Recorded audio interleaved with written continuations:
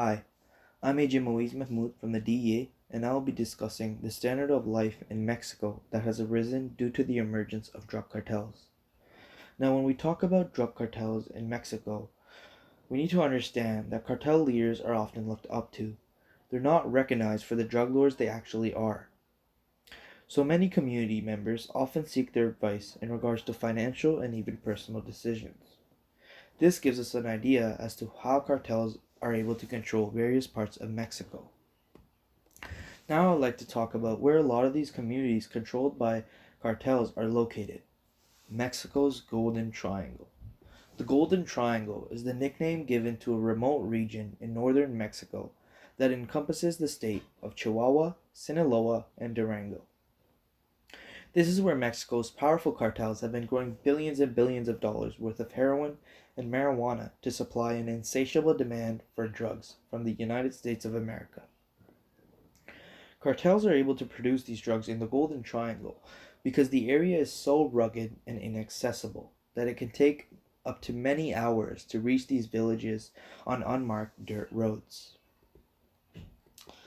Now I'd like to talk about the dynamics of these cartel-controlled communities. Now we need to understand that the whole community is working for the cartel. The cartel is the sole employer. Now this may be by choice or by the threat of violence. But growing and trafficking drugs for the cartel is how many of these communities survive. Growing marijuana is as normal as growing corn. It's just another crop, only one that pays much better. Implications. Cartel violence in Mexico has affected almost every part of the country, including areas that are considered safe, like upscale neighborhoods or tourist zones. We need to understand that many cartel leaders live in upscale homes or apartment buildings, and this increases the risk of violence being dragged into these areas when authorities are trying to arrest them or rivals are trying to assassinate them. Now, even though most of the violence has been cartel on cartel or government on cartel, we need to understand that with the cartels using automatic weapons and military ordnance like grenades and anti-tank weapons, bystanders are at considerable risk of injury or death.